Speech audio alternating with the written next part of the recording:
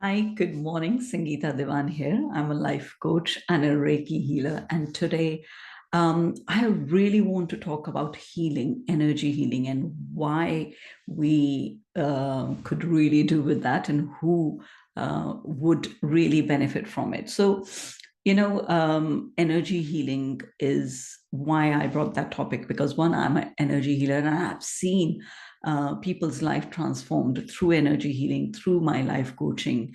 And I have seen people struggling, staying in the same cycle again and again, repeating the patterns. And there is no judgment because we all do it until and unless somebody makes us aware of it. I was there stuck for many, many years. And when I started going on my journey of energy healing, and I did Reiki healing, and I did life coaching and personal growth, I understood something very basic, like what Einstein said, we are all made of energy, you know, yet we don't know enough about it. We are so focused on our physical well being that we are seeing there's a lot of struggle with mental health, with emotional health, that we cannot put our finger to it unless and until we go and ask for professional help. See, everything in your life that your experience is created somewhere energetically long time ago, and that is sitting in your subconscious, a belief, a thought, a pattern that you know that is creating again and again and again. So I really want you to think about your life. If your life is going good, amazing, you have done good work, you have understood your life, but if your past is affecting your present and future in a negative way, i.e., it might be keeping you stuck in the same loop, same thinking pattern, maybe in a negative behavior, maybe it's that people are triggering you into a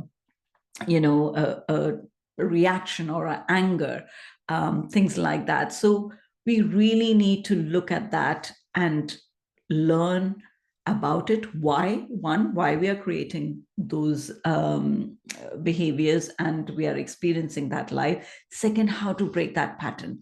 And that can only be done by a professional, by a healer. Like for me, my gift is that when people come to me for one-to-one coaching session or healing session, I could talk to them and I can tap into their subconscious and see, okay, where was this created? Where was the seed? When was it planted? And it, most of us, when I see it, is planted in our childhood. And that's not to blame or shame our parents. They did the best they could with the consciousness they had.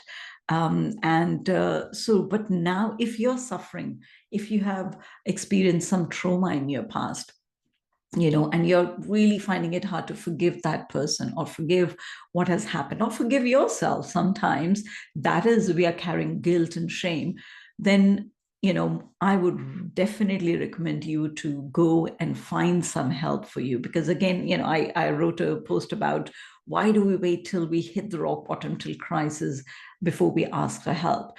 So again, why? Even when you get aware, when you're aware of the pattern, when you're aware of the problems that has created that kind of suffering, why you can't deal with it yourself. It's like, if I give you an example of physical ailment, you might be breathless, you might feeling, oh, maybe it's asthma, maybe it's something else, unless and until you go to a doctor and they might actually tell you, well, it's a heart issue, it's a heart problem.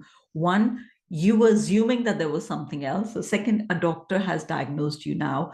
Second, you won't be able to deal with it.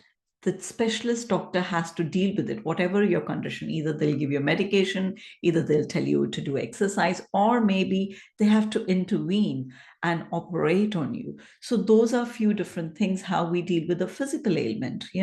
But when we are struggling emotionally and mentally, yes, you can look for therapists, you can look for healers. And I always think that if the plant was seeded energetically, we need to, one, recognize, diagnose what's happening, why it's happening, and second, to uproot that. It's like if you go in your garden and you take all the weeds out.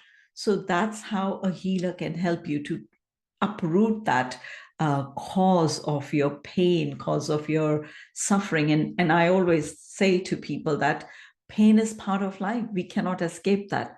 but suffering is self-created because we go over and over and over the same thing without looking for a resolution or finding a solution. So I really hope that you have understood what healing can do and why you should take responsibility for your care, for your well-being, because somehow we have learned that my happiness and my well-being is the responsibility of another. And again, I come from this place of understanding and empathy because I've been there, and at times still I go there, and I have to really shake myself up saying, no, Sangeeta, you have done a lot of work, you know where you are, you understand that, so how about changing that mindset? But what happens is, after I went into healing, the things that used to bother me for months, if I had a argument with somebody, or somebody put me down, or somebody was rude, and I had many triggers, it bothered me for months. I could not shake that. And then when I went into healing, when I did start learning Reiki healing and I started doing healing to myself, then those kind of things were still happening, but it was bothering me for a few days. And then eventually I learned that, oh, there was something in me that needed to shift, that needed to change, that needed to have a different perspective. And when I started to truly focus on myself and start healing those patterns, start forgiving those people, and forgiving myself for holding on to that anger for a long time, holding on to the resentment, we have to let go of that as well.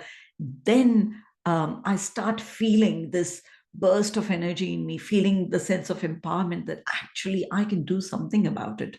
I'm not giving my power away to people and situations. I have the power to change. And that's why I want to share few benefits of healing that definitely help me, and I have seen those benefits in my clients as well. And one of the biggest benefit I feel, it reduce anxiety and stress, because again, if you're getting triggered again and again, whether it's other people behavior, or it's a situation, or it's a thinking pattern, we are going to cause a lot of anxiety and stress in ourselves. So healing will reduce the stress and anxiety and emotional and mental tension. It'll just relieve you from it. So that's a great reason why you should get healing. Number two, it improves your physical health. Again, like what I said, everything is created in energy body first. And then if you ignore those signs, if you ignore your emotions, if you suppress your emotion, or you want to avoid or run away from it, then it is going to come in a physical symptom, physical reality. So when you heal your emotions, when you heal your patterns, it will definitely improve your physical health. And I have seen this big change in myself. I used to have such a low immune system every time, cough, colds, high fever, asthma I had. Everything I healed with my Reiki healing, and just focusing on myself, saying, I'm experiencing that. I'm becoming aware of that. I'm feeling that emotion that is uncomfortable. How can I heal that now before it becomes a physical ailment? So it'll definitely improve your physical health. It'll increase your awareness. Self-awareness is such a gift, that when you're going through some things, when you're even in a similar situation, be it at work, be it at personal relationships, or your own health, you will become aware of what food is toxic for you, what kind of people you don't like to be around, they're triggering you, what kind of things you're watching that is not bringing you that joy that you're craving. So all those kind of things, you're going to become self-aware, and you're going to really manage your energies well. Fourth one is great resilience. Like I was saying, you will start becoming resilient to those people, to those situations. And I have really noticed that in myself recently, actually, that I can let go easily. Before that, similar kind of things that used to happen, people used to trigger me in such a way that it used to bother me. And again, I was ill or I was crying. And I'm noticing more and more, I can let go. I can say, well, okay, yeah, he did what he did, or she did what she did or said. But is that important for me to create emotional turmoil in me? And the answer was no. I can choose not to let it bother me. I can choose to let it go. But oh my God, if I was, if I could go back and think that 10, 12 years ago or even more, I would struggle. I would react and I would cry and I would ask why people behave like that. Why don't they like me? Why don't they, love me or appreciate me? But now there's a sense of peace and say, okay, yeah, it happened. I have a choice. Either I can react or I can let it go because it wasn't important enough, and I can't change other people. I only have the power to respond or not to respond. So it will definitely build great resilience in you. It'll improve your relationships, of course.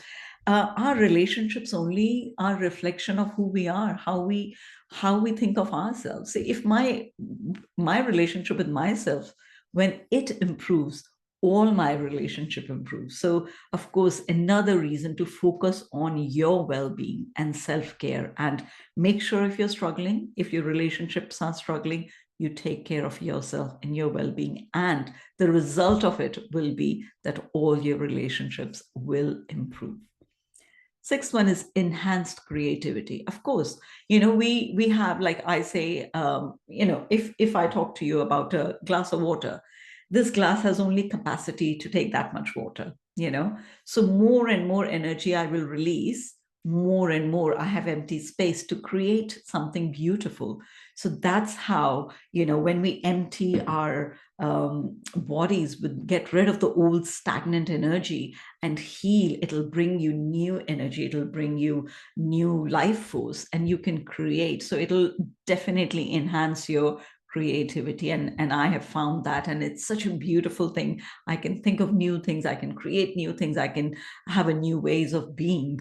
And I feel I shifted, my energy shifts every time I work on myself, every time I do a deeper healing. Just because I'm a healer doesn't mean I don't need healing. I have my teachers, I have people I go to and heal. And of course, I can do self-healing as well, on myself. And in the past, when I have gone through really, really rough time and challenging times, that's one thing that I kept doing, is meditation and healing, self-healing.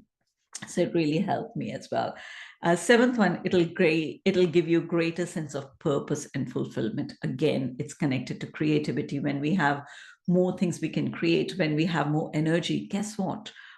There's an innate desire in all of our human beings to serve others, to be there for other people. So that will bring your life force to a level that where you want to serve people. And I tell you, whenever I talk to a client, when I connect with them and I see their life shift in a positive way, it fulfills me to my core. It gives me so much joy that something I struggled with, now I'm helping people to overcome those struggles and those suffering. And the last one, last but not the least, it'll increase happiness and well-being.